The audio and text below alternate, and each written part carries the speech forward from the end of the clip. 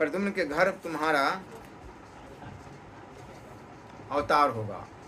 उस समय तुम्हें अनिरुद्ध कहा जाएगा, इसमें कुछ भी संशय नहीं है।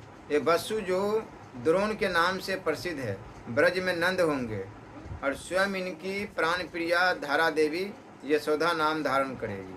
सुचंद्र वृषभानु बनेंगे तथा इनकी सधर्मनी कलावती धराधाम पर कीर्ति के नाम से प्रसिद्ध होगी। फिर उन्हीं के यहाँ इन श्री राधिका जी का प्रकट्य होगा। मैं ब्रजमंडल में गोपियों के साथ सदा रास विहार करूंगा।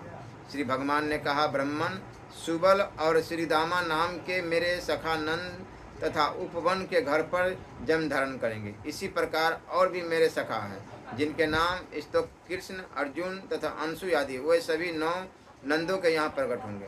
ब्रजमंडल में जो 6 वृषभानु हैं, उनके गृह में विशाल ऋषभ, तेजस्वी, देवप्रस्थ और बरुत्पम नाम के मेरे सखा अवतीर्ण होंगे। श्री ब्रह्मा जी ने पूछा, देवेश्वर किसे नंद कहा जाता है और किसे उपनंद तथा वृषभानु के क्या लक्षण है? श्री भगवान कहते हैं, जो गौशालाओं में सदा गौ का पालन करते रहते हैं एवं गौ सेवा की जिनकी जीविका है, उन्हें मैंने गौपाल संज्ञा दी है। अब तुम उनके लक्षण सुनो। गौपालों के साथ 9 लाख गायों के स्वामी को नंद कहा जाता है। 5 लाख गौों का स्वामी उपनंद पद को प्राप्त करता है। वृषभानु नाम उसका पड़ता है जिसके अधिकार में 10 लाख गौएं रहती है। ऐसे ही जिसके यहाँ 1 करोड़ गौओं की रक्षा होती है, वह नंदराज कहलाता है। 50 लाख गौओं के अध्यक्ष की वृषभानु वर संज्ञा है। सुचंद्र और द्रोण, यही 2 ब्रज में इस प्रकार के संपूर्ण लक्षणों से संपन्न गोपराज बनेंगे। और मेरे दिव्य ब्रज में सुंदर वस्त्र धारण करने वाली सतचंद्रनना गोप सुंदरियों के स्वयुत होंगे।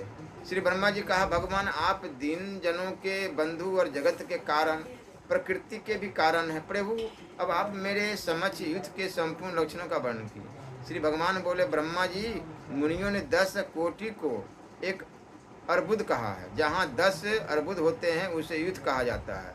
यहाँ की गोपियों में कुछ गौलोक वासिनी है, कुछ द्वारपालिका है, कुछ सिंगार साधनों की व्यवस्था करने वाली है और कुछ सैया संभालने में संलग्न रहती है। कई तो पार्षद कोटि में आती है और कुछ गोपियाँ श्री वृंदावन की देखरेख किया करती है। कुछ गोपियों का गोवर्धन गिरी पर निवास है। कई गोपियाँ कुंज वन को सजाती संभालती है तथा बहुत तेरी गोपियाँ मेरे निकुंज में रहती है। इन सबको